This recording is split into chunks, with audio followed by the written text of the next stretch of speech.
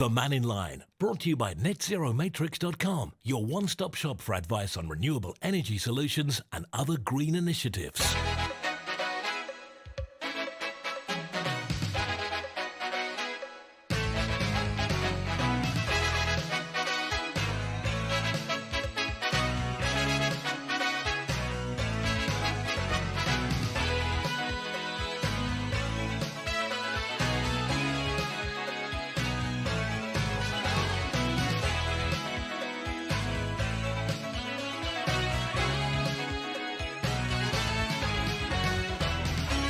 First things first, the Mountain Road is now open after that earlier road traffic problem. Everything is open. Mannin Line is on now with Daphne Caine MHK, Chair of the Climate Change Transformation Board. The Climate Change Plan 2022 to 2027 is out, outlining actions that the government must take to cut emissions over the next 5 years to make sure that the Isle of Man remains on track to be to net zero by 2050. Daphne Caine, Fastyr mie, good afternoon. Fastyr mie, Andy. Happy with the report? I'm very happy with the report, and I'm really more pleased that council and ministers have supported it, and it's now published and open for public consumption and feedback. OK, first things first then, concrete steps, actual practical steps, when will they start? They are starting already. There are various bits of research and strategy that we have thrashed out over the past 6 months to 12 months. Some of it started before I was in post as the chair, which only happened in October. And of course, the progress report that we've just published gives the full year of all the things that have been achieved. And that includes substantial research, but it's also things like the Green Living Grant Scheme, which is underway. And last time I saw, I think over 1,500 people had applied. Anybody got any money yet? I'm not aware of that. It's the Department for Enterprise that is administering that scheme for us. The Green Living Grant means people can apply for stuff that will help reduce their properties' emissions, and the government will put some money into the pot. Yes, eligible people, which is there's an income cap of over £100,000. I think it's £112,000 for a household, and you can apply for various. First of all, you get a home energy audit. When the audit is progressed, you get a series of measures that are recommended that would reduce your emissions and equally reduce your household bills in a lot of cases. And you are able to apply for up to 50% funding of any of those measures that you do, so it could up be to a maximum of £6,000. Could be something like double glazing being put in. Yeah, double glazing and insulation. They're the two key ones, fabric first approach. And they're the massive, the small measures that can make a massive impact on your emissions, but also on your heating bills this winter. OK, a note in, first of all, from Ross, who says, I've heard Mrs Caine say it before, is she implacably against Kroger? I don't know if you listened to the debate, and several times I have now spoken on this, and the science is very clear. And according to all the IPCC reports and coming out of COP, there should be no new extraction of gas and oil. But I am also on record saying, given what Kroger have been offering Isle of Man government, I don't think there's a government in the world that would walk away from that level of funding. I don't like it. I personally supported Joni Farragher's motion that there should be no extraction of gas, but the motion as amended by Comin was that there should be no new gas licences made, and they've got to update or review the policy on that, and that'll be coming back in the autumn. When a company is going ahead to survey and establish what is out there without any government input, I can appreciate why they would do that, and that government, having given them a licence and also aware that there are local investors in this company, and there was a gap over COVID. So I completely understand where government has come from. From an environmental perspective, the science is clear, it should stay in the ground. And I don't think, really in my heart of hearts, I don't really believe it's going to happen, but I completely understand why government has permitted them to continue, however unpalatable that is to environmentalists. And also, key correction I should probably make, initially the information I was given was that extracting the gas there could be up to 29% increase in our emissions. Whereas if you consider the progress report just published, I think there is a measure in that we undertook some research on behalf of the DOI and DEFRA who were considering this licence. And the research, after questioning the company and all the measures and renewable energy sourcing that they are prepared to put into the project, the information that came back to us from expert consultants was that the emissions increase could be between 1% and 2%, which is significantly different. Okay, Daphne Caine MHK is with us. You want to get in touch, call 66 13 68, text on 166177, email studio@manxradio.com.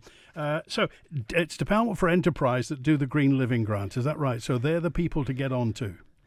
It's all on the website. Okay. Very clearly saying how many applications they've had, how many home energy audits have been undertaken, how many are waiting.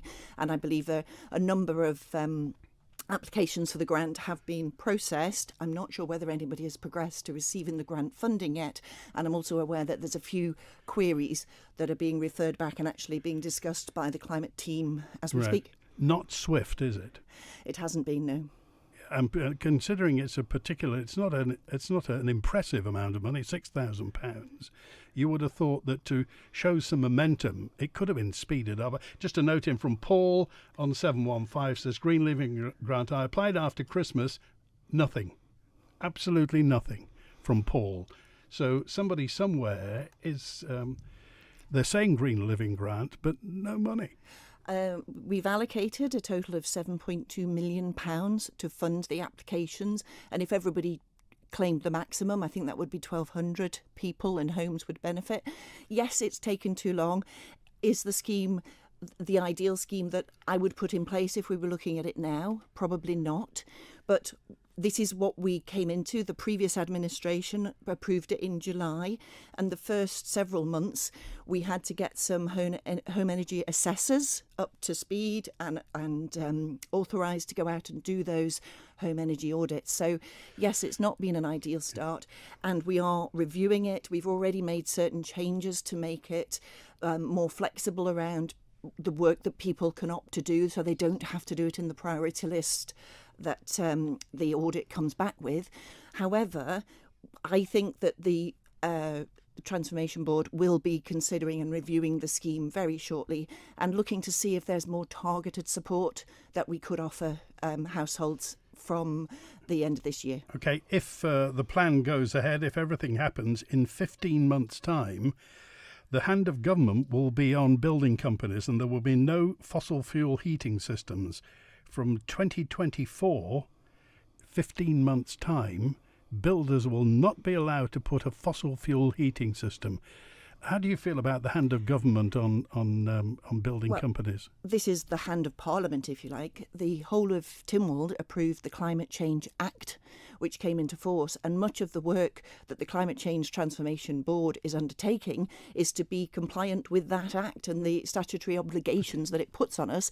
And one of those was that there should be no new fossil fuel heating systems in domestic properties, I think from 2025. And the Department for Environment, Food and Agriculture, with their energy strategy and their environment hat on, they have determined, I think in their department plan, that they will attempt to bring that year further forward. And this is of benefit to households, because if you were buying a new property, would you want a fossil fuel boiler fitting, or would you want a modern system and an air tightness? Because the other aspect of the construction improvements would be that the new builds have to be 97% efficient. So there's a saving already on the heating. Okay. Will new housing estates have gas pipes in, possibly future-proofing for hydrogen?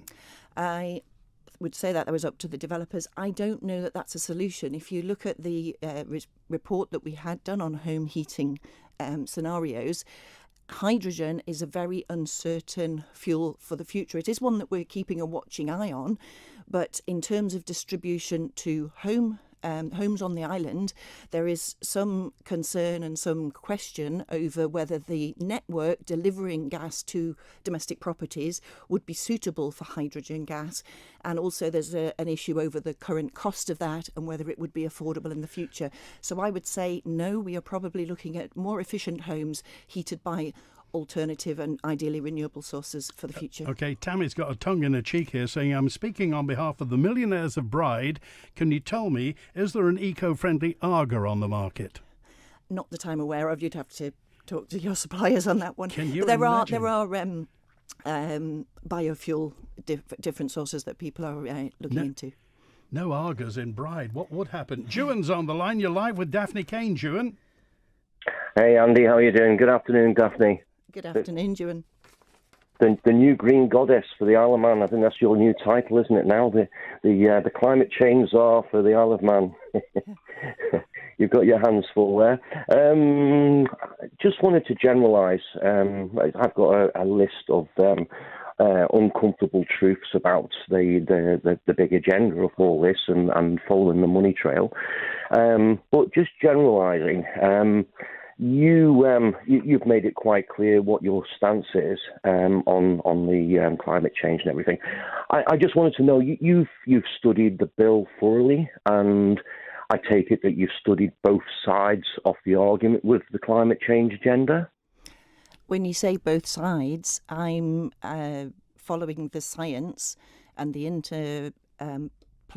Intergovernmental Panel on Climate Change, also the United Nations, announced it was Code Red for humanity. In our progress report, we quote 3 different reports that the IPCC published at the beginning of this year, and it's stark and unequivocal. Climate change is a threat to human well-being and planetary health. Any further delay in concerted anticipatory global action on adaptation and mitigation will miss a brief and rapidly closing window of opportunity to secure a livable and sustainable future for all. So when you say both sides, I am aware that I think it was around 7% in our biggest research that was undertaken at the end of last year. 2/3 of people on the island, of those 1,300 plus interviewed, were concerned or anxious about climate change. 7% were sceptical, and a further 10% dismissive. So I think that the overwhelming pressure from the island, and particularly from businesses, and in terms of our international reputation and our investability for businesses going forward, I think it does depend on us taking concerted action, and as an island government, to do the right thing in terms of meeting our obligations under climate change. I think concerned and worried. Obviously, if you control one side of the media, then the narrative that's put out there obviously does worry a lot of people. But what I was asking was, had you studied all sides of it? There is so much information out there on both sides. It would be really nice for the government to actually have an open forum and invite people there and people on the panel from both sides, and let people get an even view. I suggested this during COVID and it wasn't taken up. I would doubt it would be taken up now. But a point where I would say is looking at what's going on with the agriculture, which is linked obviously to the fertilizer, which is linked to the climate and everything, and your statement that you shouldn't take gas or fossil fuels out of the ground. If it comes to a situation where we have to eat or heat or eat, would you let your constituents that voted you in get to that, the heat or eat situation, to get your climate change agenda through?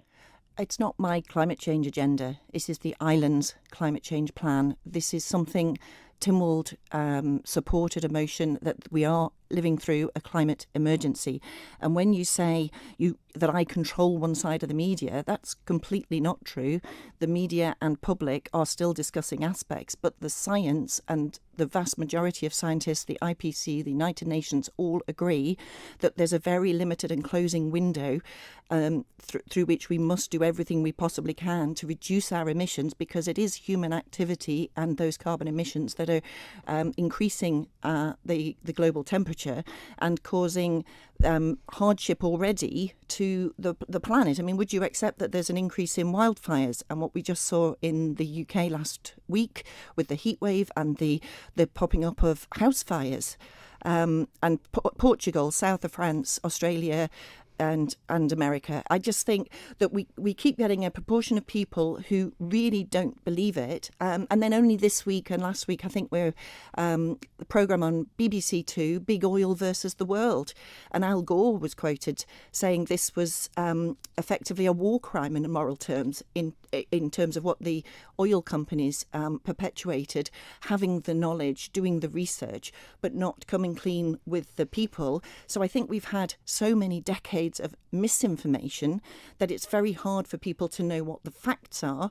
But I'm only looking at it from an island perspective. So I'm given a very clear task, and that is to meet our obligations under the Climate Change Act that Tynwald has passed. And also, there's a new economic strategy which focuses very strongly on climate mitigation and adaptation measures. And I'm a chair of a board that includes the Ministers of the Environment and Infrastructure and Vice Chair Paul Crane. We commission research, we look into aspects of renewable energy, we work with Manx utilities, and we come up with a plan that is now published to say this is what we need to do to meet a 35% reduction in our emissions of 2018 by 2030. The issue is that the Isle of Man is starting 30 years later than the UK, England and Scotland, so it's very hard, and these are seriously impactful things, but it is not an option to do nothing. Okay, all right, we've got to dash on because we've got lots more people to get to. Ju and I appreciate that. Thanks for being with us. I want to go to Graham. Graham, hi, you're live with Daphne Caine. Hi, good afternoon. It's a point that my colleague Fred and Julian have already been on the Mannin Line concerning wind farms and solar panels, and the fact that they really are not very good for the Isle of Man. This time I'd like to just point out that wind farms themselves could actually be breaking the law. As you know, they kill seabirds in large numbers. This is I can give you references about that. So in fact, seagulls are, of course, a protected species. So in effect, the operators and maintainers of wind farms are actually responsible for the death of a protected species. Do you think we should have wind farms on or offshore around the island? No. In a word, no. Because not only that, of course, they're, as I've already pointed out, they're incredibly inefficient. They need 100% backup all the time. And are you going to be happy as a green person to be killing protected wildlife? My alternative, of course, as we've mentioned before, is geothermal energy. This is totally clean, unobtrusive once established, and is virtually free and long-lasting. So if you have any comment, I'd be happy to hear it. I'm delighted to have the opportunity to comment. And yes, absolutely fantastic concept, and obviously in practice in other jurisdictions. And I did hear, I think you were on the Mannin Line previously, and also thank you for copying me into correspondence. I think to the Chief Minister copied me in. And yes, who wouldn't want free energy that is non-intrusive and has, well, hopefully no impact on wildlife. However, from my perspective, we have investors, private business and public clamouring for renewable energy now, and the proven technologies are wind, particularly suitable for the Isle of Man, and for solar as well. But obviously, no, as you said, it's never going to be 100%. So we need backup, and we need the ability for Manx utilities to balance that on our network. And our network actually isn't geared up to take multiple inputs of places. So I would say that it's, from my perspective, the geothermal, the likely costs and the unknown factors as to whether it is actually suitable for the Isle of Man and how far down would you have to dig, and also the likely level of investment compared with the other options that are currently much more developed. I also get many people asking, why don't we pursue tidal power for the Isle of Man as surely something that would be really beneficial and less intrusive. And yes, I mean, who wouldn't? And I think the various reports have identified 3 places, particularly up in the north and Kitterland down in the south, where there's the tidal action that would make this potentially viable in the future. But the pure fact is that last time I checked, that was about 5 times more expensive than wind generation. So I Okay. don't think it's an option just for now. Okay, back on geothermal, Graham. What your thoughts for the future for that? How quickly could that happen? It depends how quickly you want to go ahead. You would need, obviously, a drilling rig of fairly serious proportions. My idea would be to drill on the end of the Douglas Golf Course, which is adjacent to the existing power station. From a single rig, you can drill multiple wells, of course. And by the way, once these wells have been established and they're in operation, you only have the wellheads left. The rig does have to leave. It's not going to be sitting there forever, which was one of the objections to people about the Cornwall situation. It's here. The granite, actually, that you would be looking for underlying the island outcrops. You can go and get a piece of it if you want. There's no question that it's here. It's just a question of how deep you would have to drill to get to the right temperatures. Okay, all right, Graham, we appreciate that. Thanks for your point today. I want to go to Julian. You're live with Daphne Caine, Julian. Hi, Andy, and hi, Daphne.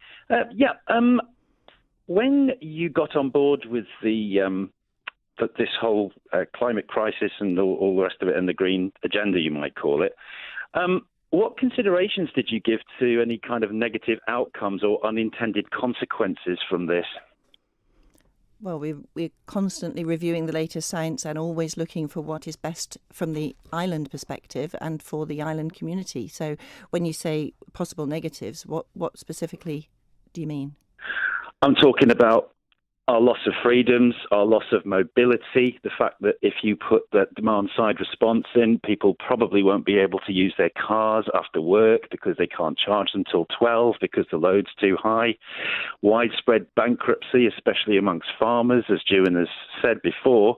You've got the Netherlands in uproar. I mean, you've got 1,000 tractors going down motorways, hosing fronts of buildings because they're being forced to lose their nitrogen-based fertilizers, which was forced on them in the first place by governments in the past, and now they're having the rug pulled from them. Ill health due to the fact that, has anyone actually looked at the fact that animal proteins out of insects are nothing like what we're used to having from meat and dairy? There's a lot of unintended consequences if you go down this route that the science isn't really looking at the downsides of it. It's all about, right, let's go with this. But in anything, we have health and safety because we have to make a decision. Is this risky or not? But I'm just asking you, from a health and safety point of view, what are your calculations, not on the science, but on the repercussions to everyone in terms of trillions of pounds being spent, say, on wind turbines already that only work relatively 1 in 7 days of the year and take a huge amount of natural resources to make? Okay, it's not trillions of pounds in terms of wind power, for a start. I completely understand the perspective that you're coming from and the point of view of we have to bring everybody on this journey with us. We have to ensure a just transition. And going back to, I think it was what Julian said earlier, the point about we have a cost of living crisis. People are already making choices not to use their car because it's too expensive to fill it up with petrol at the moment. So from an island perspective, it is not an option as an investable, forward-looking jurisdiction to do nothing on climate mitigation measures or adaptation. And in fact, a lot of the Fabric First measures that we are promoting and hopefully people will apply for under the Green Living Grant, they are measures that will bring down the cost of living as well as down reducing our emissions. So yes, we aren't the world scientists. We commission various pieces of research to look at what is best for our island perspective, and we work with the agricultural industry. We work through DEFA and the farmers and Manx National Farmers Union. We are talking to everybody because we have to get a plan that is right for everybody and that is achievable in our island context. And in terms of the health and safety, and Julian mentioned about seabirds and wind turbines, the technology is there, and that is also a matter of debate in terms of the I think it was Graham, about the amount of seabirds potentially. That I've seen later research done that disputed the earlier and initial claims that they were a threat to sea and marine life. But the point about the Isle of Man is we aren't world scientists. We commission the essential research for the pieces of work that we need to have information on for our island context, and then we monitor, we horizon scan, we look at what's coming up.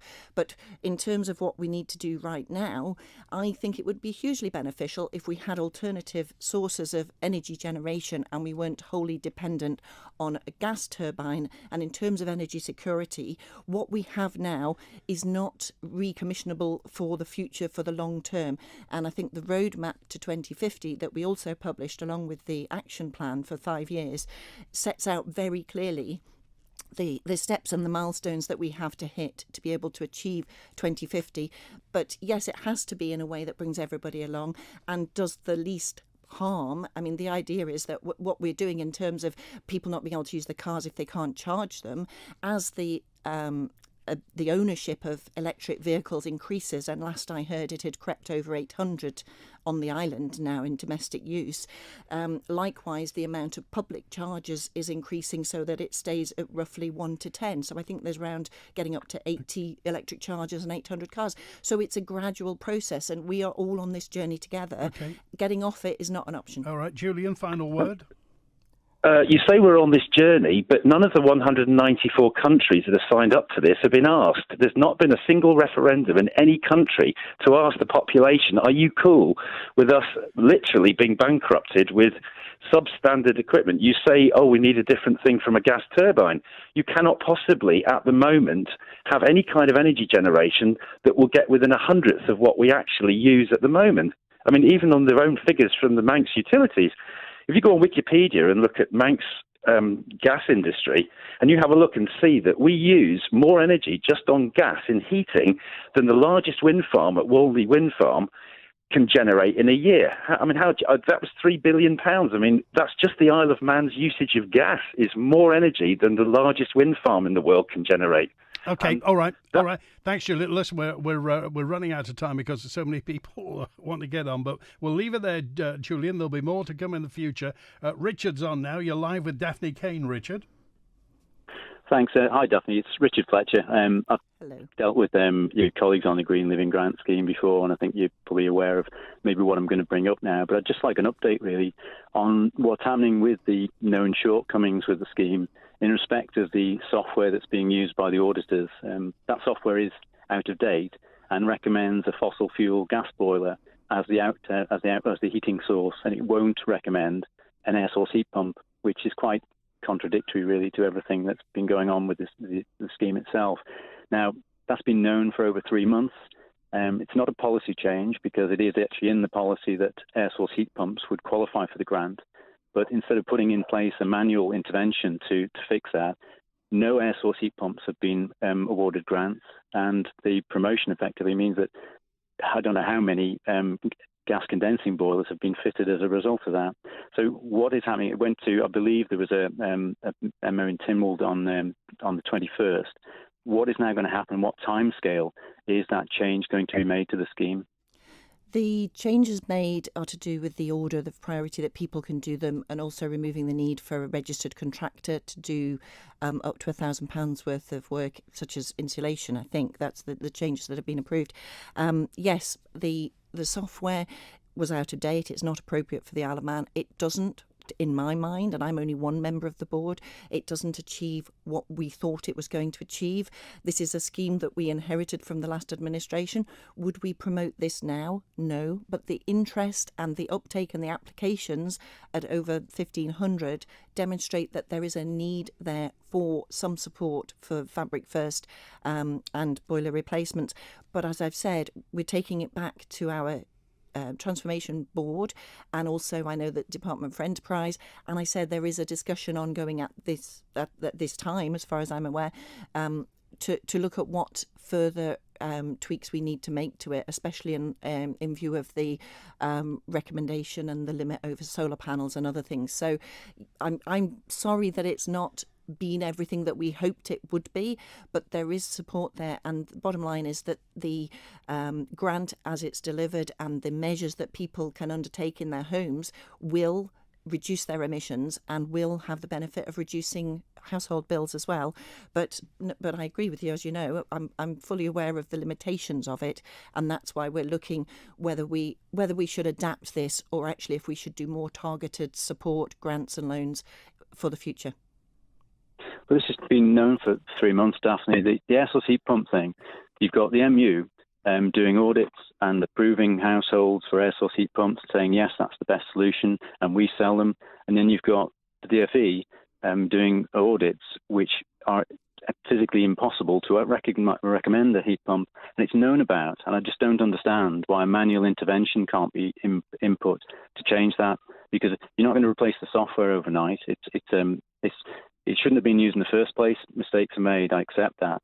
But there is a simple manual intervention of those grant applications that could include air source heat pumps. And instead of allowing officers to do that, it's been buried.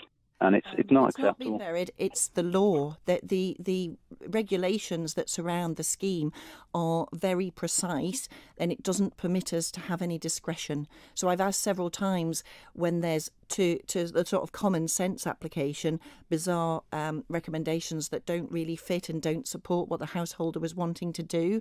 But we're told very firmly, and this is part of good governance of government money, taxpayers' money being given to households, there is no discretion permitted under the vires of this scheme as it was passed. So that's why I said, so it's not just a simple case of this doesn't work, this aspect isn't working, let's change it. We can't do that because this is in law, the regulations that go before Tynwald. So it's a more complicated process to change it than we would like. It isn't easily applicable, and also in terms of getting the best outcome for people of the future and what you want to apply for, should we continue with this scheme with more tweaks, or would it be simpler and easier to start new support grant and loan schemes? And absolutely, although this isn't permitting air source heat pumps as a recommendation, Manx Utilities are still rolling out on a interest-free loan basis, and as far as I know, that has been proving very effective for people who are able to take that up. Doesn't sound very nimble, does it? It doesn't sound nimble. This is the scheme that we inherited. The scheme says air source heat pumps are part of the grant. That's written into the scheme, that air source heat pumps qualify. That's in law already. What's the problem is that the software, the auditing tool used by the auditors won't recommend them. It's the algorithm that's within the software promotes gas condensing boilers over them. So it's not a policy change or a legal change.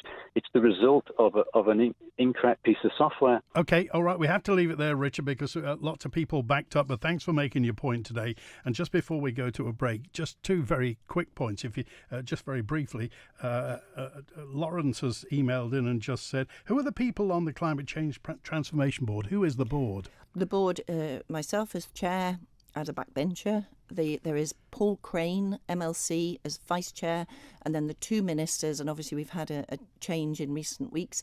There's the Department for Infrastructure Minister, currently Chris Thomas, and Claire Barber as Environment Minister. OK, and I've just checked the website. The Climate Change Transformation Team is Ali Lewin, Glenn Jeeves, Naomi Atkins and Sean McLaughlin. Is that right? Sean has gone back to Environment now. We're actually down to 4 people. There were 12 last year, and that also is a limitation on the amount of the plan and the various reports that we're able to deliver, because I think the biggest risk at the minute is the strength and the number of the team who all work above and beyond, but actually there's only 4 now, not 12. I just wanted the names out there because people by people like to know who's in charge. But on the other side, do you mind getting badged as the kind of green goddess, the person in charge? You know, Daphne's in charge of the green agenda. Daphne is the green person. Do you mind that? I don't mind that. I've always had an interest since I looked into politics, and you know, I think anybody with children, grandchildren, when you look to the future, and we found very strongly in the research undertaken just before Christmas that the vast majority of young people, it was 100% of 16 and under, who strongly supported going for higher ambition, for instance, and supported taking climate mitigation measures. And that does taper off as you go through the ages, and the older age group from 55 and above, much more dismissive or climate denying, but also there's such a large proportion, and my mailbox is very split. Views are polarised. There's the 68% in the middle, but then the two opinions either side, who I get frequent emails and trying to talk and discuss with it. I don't have all the answers. So in terms of a green goddess, on the hustings for the last election, somebody accused me of being a left-leaning bleeding heart tree hugger, and I was a bit taken aback, but actually I had to agree. But what's wrong with that? What's wrong with looking for a sustainable future, celebrating and living up to the principles of our biosphere, and wanting a better, cleaner future for the island and for everybody here? Okay, Daphne Caine is live on Mannin Line through till 1. It's 18 minutes before. When you save a little money, it means a lot these days. If you're looking for bathrooms and tiles, you'll always find something new in store at Pacesetter. For surprisingly affordable prices and excellent choice, search online for Pacesetter Douglas. Or better still, visit the Pacesetter Bathroom and Tile Showroom on Harris Terrace and see the new styles in store. You can get the best of everything, where the price is twice as nice. NFU Mutual has supported the Isle of Man's agricultural shows for over 40 years. They're always great social events for the whole community and an excellent opportunity for us to meet you, our customers. So do come along and meet our friendly team at the NFU Mutual tent for a quote regarding your motor, home or business insurance. Look out for NFU Mutual at this year's agricultural show. Imagine yourself on a dream holiday worth £15,000. Imagine the luxury, the views, the memories you'd make. Imagine if it only cost you £20. Rebecca House Children's Hospice are making it a reality with help from Richmond Travel. Tickets just £20 each. Get yours now from hospice.org.im/holiday by calling 672222 or from the Strand Street or Superstore Hospice shops. The Southern Agricultural Show is on this Saturday and Sunday from 10 till 6 at Orrisdale Farm, Ballasalla. It's a great weekend out with all your favourites, including livestock, horses, dog shows, vintage machinery, plus loads of entertainment, local food and drink, shopping and competitions for all the family. The Southern Agricultural Show, sponsored by Haven Homes. Don't miss it. This ad is sponsored by Orrisdale Cottages and your nation station, Manx Radio. Live from the North West Counties Football League Premier Division begins for FC Isle of Man this weekend, and Manx Radio will be there for every kick of their season opener against Lower Breck. The game kicks off at 6 o'clock at the Bowl this Saturday, and you can listen live on Manx Radio AM 1368 and via our digital platforms on our smartphone app and at manxradio.com. The Mannin Line, brought to you by netzeromatrix.com. Helping Isle of Man companies and citizens to understand net zero targets and a green future. It's 16 minutes ahead of 1. Hi, David. You're live with Daphne Caine. Hi, Randy. Can I just ask quickly there, what's the views of the board regarding nuclear power? And have the board itself been in touch with the contractors or the major builders on the island?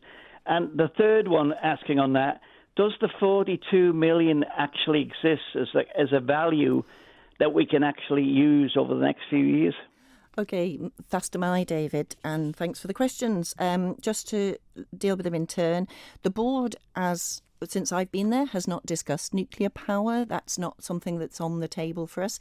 It was actually removed from the energy scenarios that Arup did, the major report that is published and available on the netzero.im website, along with many other resources. And it was removed from the possibilities that they investigated. I have had some people lobbying hard that the Isle of Man would be perfect, build a nuclear power station for Boris, and that would be over £1 billion to build, and it would be excessively amounts of much more electricity than we would need. So this is one of these little mini Rolls-Royce ones, yes, is it? the small modular reactor, the Rolls-Royce ones. But that would be over £1 billion. I think £1.2 billion, a huge amount, very high-paid jobs. But does the Isle of Man want us to invest in nuclear? Even accepting that for round about 100 to 150 million pounds we're looking at for the second undersea interconnector electricity cable, then that one and Manx One, the first interconnector that we already use, they bring us green and renewable energy from the UK, and that does include nuclear. So I don't think we should deny that, but in terms of the Isle of Man building its own nuclear reactor, I don't think that's something the public wants. The pressure I get and the clamour is for renewables. Didn't say that. I didn't say anything about building any reactor on the Isle of Man. What I was trying to get at there is, and I feel disappointed really that the board's not using that, is getting a view from the Manx Utilities itself. It already connects with an undersea cable to any resource that's there that's at a cheap rate, including nuclear, which probably comes from France or even into England there. But why aren't we looking at as an alternative, even if we want another cable somewhere? And that's, I believe... Nuclear. We do get nuclear in the mix. You can see the mix I know we do. The UK has. So if you're not looking to build it here, then what's the question? It is there, it is in the mix with a second interconnector. While the UK electricity generation includes that, then it's likely that some of the power here will be from nuclear, but an increasing proportion will be from renewables because that's what the UK has committed to. Okay. Yeah. And can I also say... I was going to answer your other questions. You asked about construction. Yes, the team is engaging. In touch with, engaging all the time with the major developers and also Construction Isle of Man. And in terms of bringing the date forward by which no new fossil fuel boilers are to be installed in people's home, there is a lag in terms of the number already on the island that we expect to be fitted and the sourcing of the air source heat pumps and everything else. So, of course, we'll continue to engage with them, but we do want the best outcome for the households and the new purchasers, house buyers that are going to be buying those new properties. Can you tell us what Dandara, Haven and Harford have said? I could say I'm informed that 2 out of the 3 major developers have signed up to voluntarily offering air source heat pumps, whereas I think another one is waiting until it is legally enforced. So I understand. And in terms of the 42 million, yes, that was the budget granted to climate change measures this year. £9 million of that is with the Department of Infrastructure for flood mitigations. And I was also really interested in answer to one of my questions in Tynwald last week. The member for DOI revealed that £12 million over 5 years is being invested in specifically in Laxey's flood mitigation measures. So the communities do benefit from the money. The other funding we have includes the £7.2 million that we've allocated towards the Green Living Grant Scheme.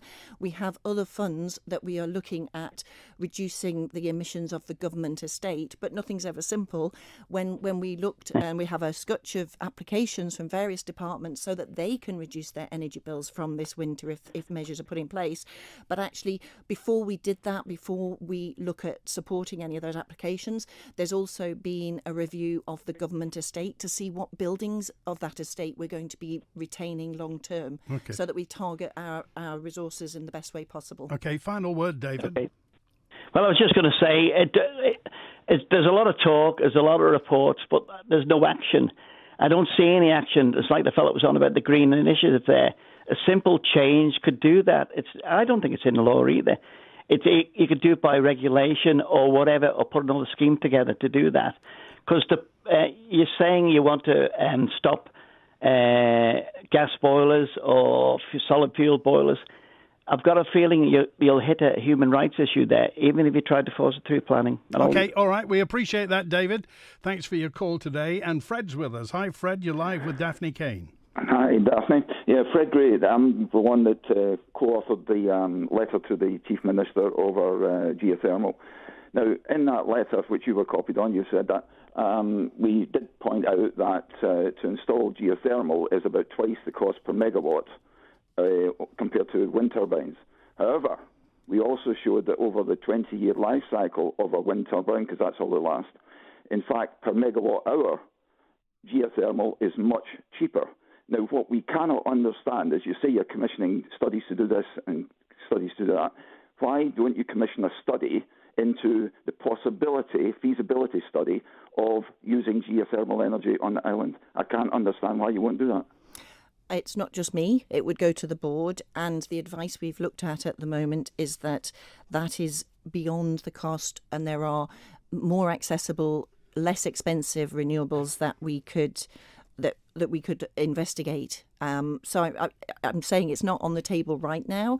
That's not to say it wouldn't be in the future. I'm also conscious that we have businesses, consortiums, various bodies coming forward, very keen to invest in renewable energy. And as far as I'm aware, nobody has said that they would invest in this project to be able to fund it completely, whereas there's lots of other options on the table. When we went out for a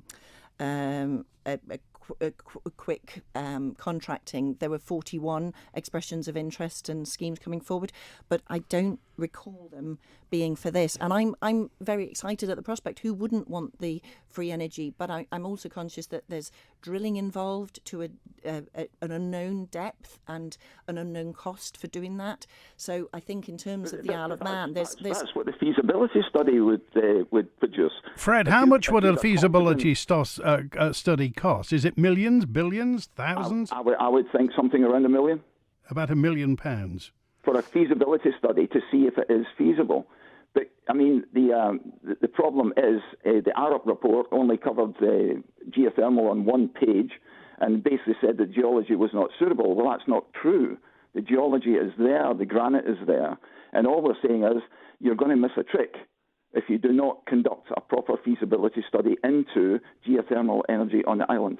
Okay. And there's no problem about drilling. All right, we appreciate that. Fred, thanks for your call today. Back in just a few moments' time with Daphne Caine. Whether starting a new business or building up your existing business, come and talk to the accounts and tax experts at Nicola Bowker & Co. With their holistic approach to business advice, Nicola Bowker & Co. will work with you to achieve success. For accounts that work, call 861 271. As one of the longest established and largest glazing companies on the island, Manx Glass and Glazing is recruiting for a new window installer.